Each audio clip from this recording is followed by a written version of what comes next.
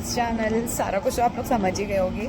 अभी हम रायपुर से लखनऊ पहुँचे हैं और इसके बाद हम पहले जाएंगे बनारस, फिर हम जाएंगे प्रयागराज और मैं आप लोगों को भी दर्शन करवाती हूँ। एंड या आई एम वेरी एक्साइटेड।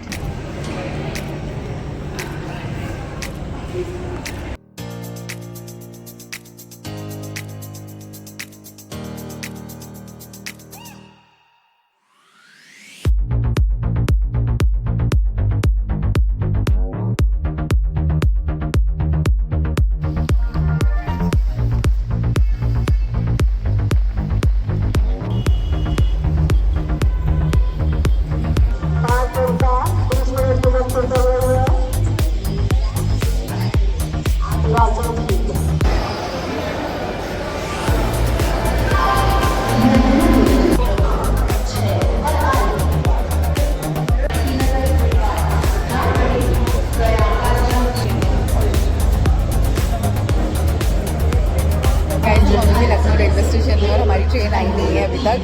शाम के 6:50 में आने वाली है और अभी बज रहे 8:15, ठीक है। अभी मैंने ऐप में चेक किया कि 2 स्टेशन पीछे है, मतलब ऑलमोस्ट आने को है। और जगह हम इस ट्रेन का वेट करते थे। 2000 years later. हम फाइनली बनारस पहुंच गए हैं। रेलवे स्टेशन में इतनी भीड़ थी, भीड़ देख के ना सफोकेशन हो रहा था हम लोगों को।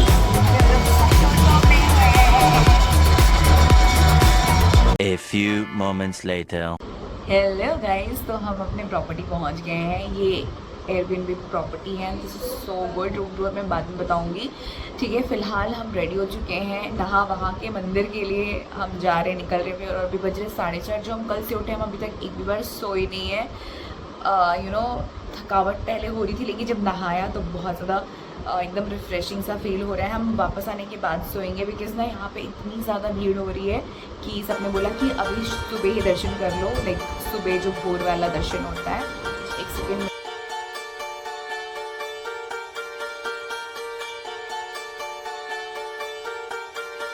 तो हम जिस ऑटो से अपने प्रॉपर्टी गए थे, उसी ऑटो वाले भैया को हमने बुलाया और हम जा रहे हैं मंदिर।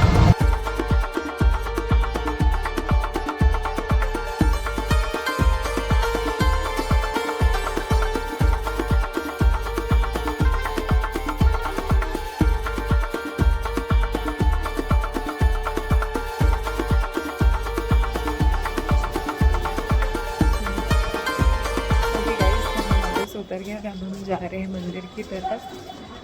अभी कितना टाइम हो रहा है? अभी 4:29 हो रहा है। भीड़ तो है अभी यहाँ गली गली में, उतना पता नहीं चल रहा है। आगे जाके पता चलेगा क्या सीन है। काशी, जहाँ हर गली में ईश्वर की आहट महसूस होती है, जहाँ हर सांस में महादेव का नाम बसता है।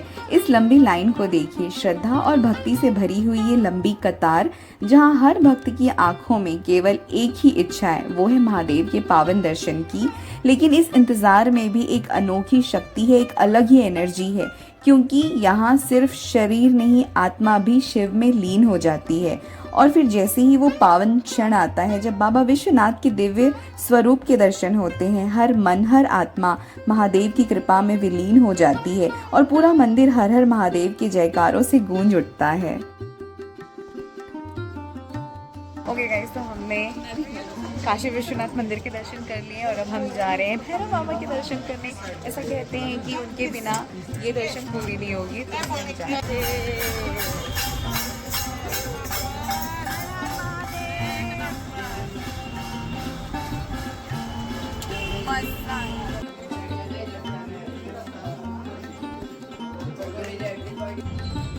ओके गाइस, तो हमने दर्शन कर लिया है भैरव बाबा के भी। मंदिर के भी दर्शन, मतलब काशी विश्वनाथ मंदिर के भी दर्शन अच्छे से हो गए, भैरव बाबा के भी दर्शन अच्छे से हो गए, सब अच्छे से हो गए। लेकिन हर जगह बहुत ही ज़्यादा भीड़ है। अगर आप 26 फेब के आसपास आ रहे हो या भी आ रहे हो तो बहुत अच्छे से प्लान करके आना। एंड अभी हम एक जगह रुके हुए हैं, बहुत भूख लगी है, कुछ खाना है। और अभी बज रहे सुबह के 8:15। कल रात से हम सोए नहीं, यानी कि जो परसों से हम उठे हैं उसके बाद से हम बिल्कुल भी नहीं सोए हैं। अभी होटल जाके हमें बस सोना है, फिर रेस्ट करके हम बाद में घूमेंगे बनारस की गलियाँ। तो हम मिलते हैं आपसे बनारस की गलियों में। तो हम वापस मंदिर से जहाँ हमने स्टे किया है वहाँ पहुँच गए और मैं जल्दी से आप लोगों को क्विक रूम टूर दे देती हूँ। 2 BHK अपार्टमेंट है ये, ठीक है। एक लिविंग एरिया मिलेगा और 2 बेडरूम था यहाँ पर। तो हम 4 लोग थे, हमारे लिए सफिशिएंट थी ये जगह। एंड बहुत ही ज़्यादा क्लेनलीनेस और हाइजीन मेंटेन किया हुआ था इन्होंने। एंड जिस तरीके से एयरबीएनबी में इनके रिव्यूज़ थे एग्जैक्टली ये वैसा ही है। एंड हमें तो बहुत अच्छी लगी ये प्रॉपर्टी, और जिस तरीके से इन्होंने सजा कर रखा था अपने घर को वो बहुत ही अच्छा था। सो बाथरूम भी बहुत ही ज़्यादा नीट एंड क्लीन, और सबसे बड़ी बात, अच्छी बात एक्चुअली, स्पेशल थिंग एयरबीएनबी की होती है कि आपको किचन मिलता है जहाँ पे आपको सारा सामान मिलेगा। आप अपने हिसाब से चाय कॉफ़ी कभी भी बनाकर पी सकते हो, जो भी आपको खाना बनाना है या कुछ भी छोटा मोटा आइटम बनाना है वो बना सकते हो, लेकिन सामान आपको खुद से लाना पड़ेगा।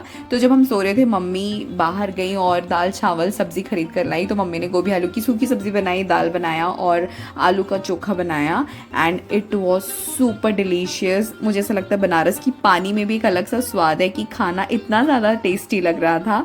सो yeah we really enjoyed our food. शाम को नाव में बैठकर बनारस के घाटों को देखने निकले। चारों तरफ एक अजीब सी शांति थी, लेकिन उसी में एक अलग ही अपनापन भी महसूस हो रहा था। यहाँ हर घाट की अपनी कहानी है, अपनी अलग एनर्जी है। कहीं कोई साधु ध्यान में लीन है तो कहीं श्रद्धालु गंगा की लहरों को छूकर आशीर्वाद ले रहे थे। ऐसा लग रहा था मानो यहाँ की हर चीज़ शिवमय है। कहते हैं जब महादेव का बुलावा आता है तभी आप काशी आ पाते हो, और मुझे यहाँ आकर सच में ऐसा ही लगा जैसे ये सिर्फ एक सफ़र नहीं, महादेव से जुड़ने का एक एहसास है।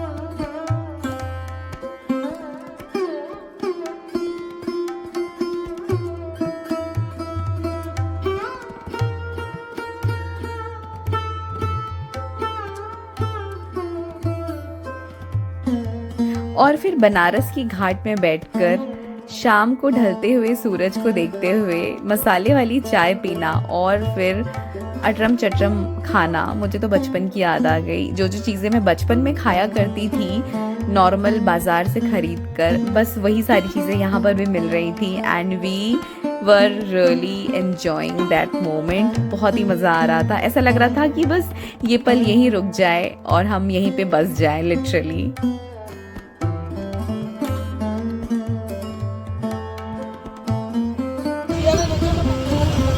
ओके गाइस, हम बहुत दुखी हैं क्योंकि मैंने ना इंस्टाग्राम पे और यूट्यूब पे जितने भी सारे व्लॉग्स और रील्स देखे थे खाने पीने वाली जगह, जहाँ पे जो फेमस जगह है हम नहीं जा पा रहे हैं बिकॉज यहाँ पे अभी कितनी रश चल रही है।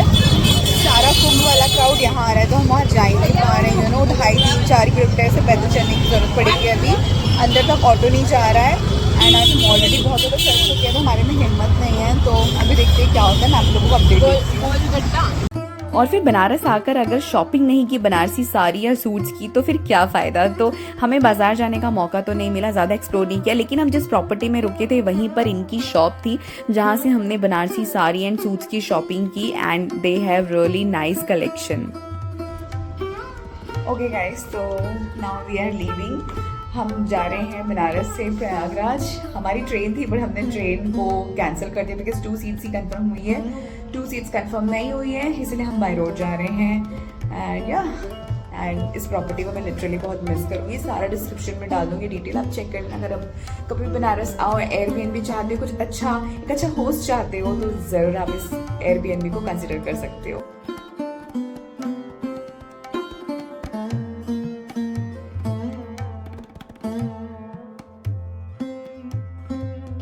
Thousand years later. Okay guys, तो प्रयागराज में भी हमने एयरबीएनबी प्रॉपर्टी ही बुक किया था। एक्चुअली महाकुंभ के दौरान सारे होटल्स यहाँ पे बहुत ही ज़्यादा महंगे थे और हमारे पास कोई अच्छा ऑप्शन नहीं था। तो हमने एयरबीएनबी में जब रिव्यूज़ देखा तो ये बहुत अच्छा ऑप्शन लगा हमें। वैसे तो ये भी हमारे ओवर बजट ही था लेकिन कोई ऑप्शन नहीं था, और ये एकदम सिटी के बीच में सिविल लाइन्स एरिया में है, तो इट्स रियली नाइस प्रॉपर्टी। और अगर आपको बोहेमियन थीम पसंद है तो आप इस प्रॉपर्टी को जब भी प्रयागराज जाओ ज़रूर कंसिडर कर सकते हो।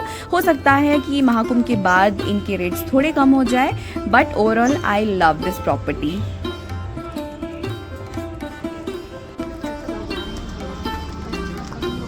Good morning guys, this is the next day. Prayagraj पहुंच गए हैं बहुत मुश्किल और मशक्क़त का सामना करने के बाद। अभी हम फ्रेश होके नहाकर जा रहे हैं त्रिवेणी संगम। प्रयागराज आस्था और भक्ति का संगम। सुबह सुबह हम भी तैयार होकर निकल पड़े त्रिवेणी संगम की ओर।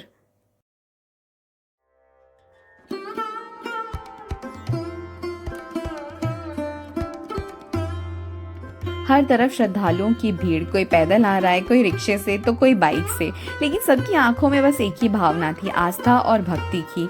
हम भी जितना पैदल चल सकते थे चले, फिर कभी रिक्शा लेकर, कभी ठेला पे बैठकर, तो कभी बाइक लेकर हम पहुंचे बोट क्लब की तरफ। एक्चुअली यहाँ पे बहुत सारे जगह नो व्हीकल जोन था, तो आधे रास्ते आपको ई रिक्शा मिलेगा, फिर आधे रास्ते आपको ठेले से जाना पड़ेगा, फिर आपको बाइक वाले वहाँ तक पहुँचाएंगे और फिर नाव लेकर हम बढ़ने लगे उस जगह की ओर जहाँ गंगा, यमुना और सरस्वती मिलती है, जिसे कहते हैं त्रिवेणी संगम।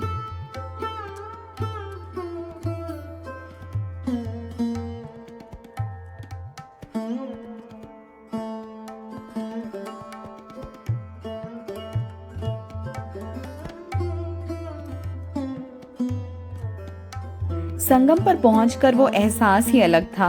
हर कोई आस्था की डुबकी लगा रहा था।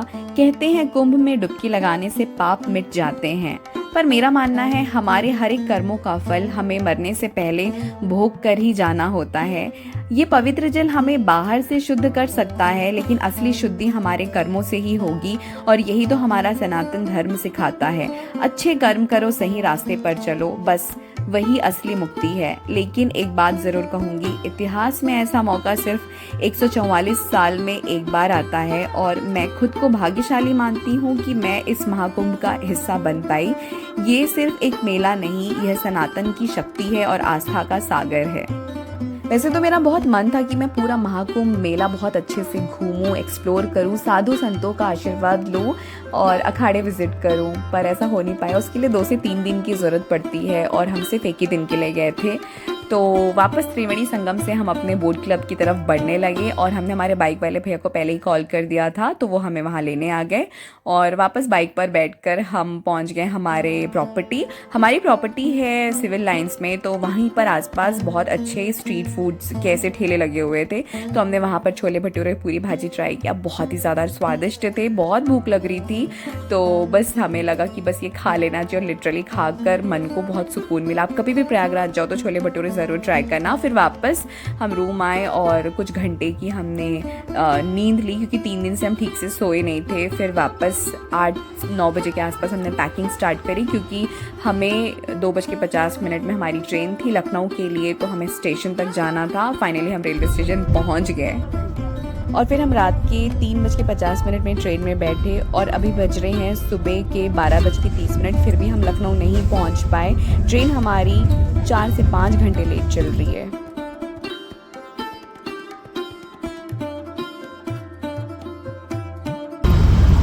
हाय गाइस, अभी हम लखनऊ आ गए हैं। का काम है क्या भाई? हाँ भैया, कैसे पता चला? तो कॉलर से ओ, जायरा बुटीक लेके आया। हाँ, तो अभी हम लखनऊ आ गए हैं एंड लखनऊ में ज़्यादा एक्सप्लोर करने को कुछ नहीं, क्योंकि हमारी ट्रेन इतनी ज़्यादा लेट थी। प्रयागराज से ही हमारी ट्रेन 5 घंटे लेट थी। हमारा प्लान ऐसा था कि हम सुबह 7:55 पे लखनऊ पहुँच जाने वाले थे, बट ट्रैफिक के कारण हम 3 बजे के आसपास लखनऊ पहुँचे एंड फिर अपने होटल आए, फ्रेश हुए, नहाए वहाए और अभी रेडी हो गए। हम पहले कुछ खाएंगे, तो लखनऊ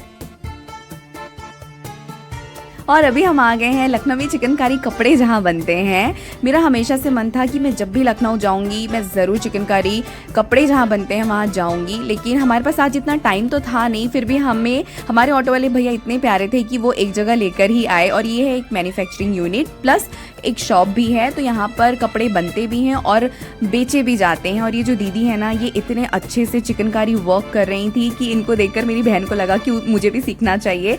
जाहिर सी बात है, आप एक दिन में ये कला नहीं सीख सकते हो, काफ़ी टाइम लगेगा। और इन दीदी के हाथों में इतनी सफाई थी ना कि मैं क्या ही बताऊँ। उसके बाद फिर हमने एक एक करके कलेक्शन देखना स्टार्ट किया। इनके पास प्योर के जो कलेक्शन होते हैं ना, चंदेरी, प्योर जॉर्जेट, मुडाल सिल्क, इस टाइप के कलेक्शन थे। कम रेंज वाली भी चीज़ें थी, पर वो उतना ज़्यादा हमें पसंद नहीं आया। और हम चारों ने हमारे लिए कुछ ना कुछ यहाँ से शॉपिंग की। और मैं ऐसे 3-4 कुर्ते ट्राई करके देख रही थी। ऐसा मन कर रहा था कि सारे कुर्ते उठा लूँ, पर ऑब्वियसली अगर आप प्योर पे जाओगे लखनवी चिकनकारी में तो थोड़े कॉस्टली तो होते ही हैं। तो मैंने सिर्फ 4 कुर्ते लिए अपने लिए, और मम्मी ने, खुशबू ने, नेहा ने भी अपने लिए कुछ की चीज़ों की शॉपिंग करी। ओके गाइस, तो हमने चिकनकारी कुर्ती इसकी बहुत सारी शॉपिंग करी। पूरा मैं लुट चुकी हूँ, लेकिन मैं अपने आप को रोक नहीं पाई और मैंने बहुत सारा शॉपिंग किया, क्योंकि मेरे दिमाग में ये था कि मैं जब भी लखनऊ जाऊँगी मैं प्योर चिकनकारी कुर्ती की शॉपिंग ज़रूर करूँगी। मैं हमेशा सिर्फ देखती थी सबको कि प्योर चिकनकारी कुर्तीज़ लोग पहन रहे, ख़रीद रहे हैं। ऐसा नहीं कि मेरे पास नहीं है, बट जो यहाँ की बात होती है ना, प्योरिटी वाली, जो ऑथेंटिसिटी वाली बात होती है, वो बहुत ही अलग होती है। तो मैंने वो सब किया। और अभी यहाँ पे हम शर्मा जी की चाय is very famous in Lucknow, तो हम वो भी आए हैं। इनके गोल वाले समोसे भी बहुत फेमस है, तो हम वो खाने आए हैं। तो यहाँ पर हम आए थे गोल समोसे और चाय पीने के लिए, लेकिन उससे ज़्यादा फोकस हमारा बन मस्का में चला गया। ये जो बन मस्का, ओ गॉड, इतना टेस्टी था। ऐसा लग रहा था कि 20-25 पैकेट ना पैक करवा के रायपुर ले आते हैं। इतना ज़्यादा स्वादिष्ट था, मज़ा आ गया हमें बन मस्का खाकर।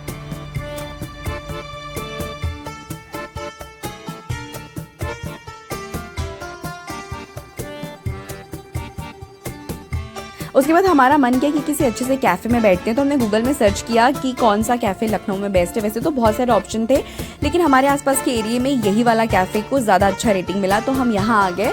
ऑटो वाले भैया ने हमें यहाँ ड्रॉप कर दिया। ये एक एशियन एंड इटालियन बिस्ट्रो है और इस कैफ़े का नाम है फोशो। और हमें यहाँ का एम्बियंस, इंटीरियर सब कुछ बहुत ज़्यादा पसंद आया। एक एक करके हमने हमारा ऑर्डर स्टार्ट किया। सबसे पहले मंगवाया था लेमनेड और सूप, एंड उसके बाद ना मुझे नूडल खाने की बहुत ज़्यादा इच्छा हो रही थी, तो मैंने मंगवाया था चिली गार्लिक नूडल, बहुत ही ज़्यादा टेस्टी था। और फिर हमने मंगवाया क्रॉस्टी, कुछ नया ट्राई किया, इट्स अ इटालियन डिश, बहुत ही ज़्यादा टेस्टी था। और फिर हमने डेजर्ट में मंगवाया था कुछ, ये पाइनएप्पल पुडिंग था, इतना स्वादिष्ट था कि मैं बता नहीं सकती। आत्मा को शांति मिली ये डेजर्ट खाकर, लिटरली। उसके बाद फिर अब हम निकल गए हैं ऑटो में बैठकर अपने होटल जाने के लिए, क्योंकि कल सुबह हमें जल्दी उठना है, 5:30 बजे उठकर एयरपोर्ट पहुंचना है। तो या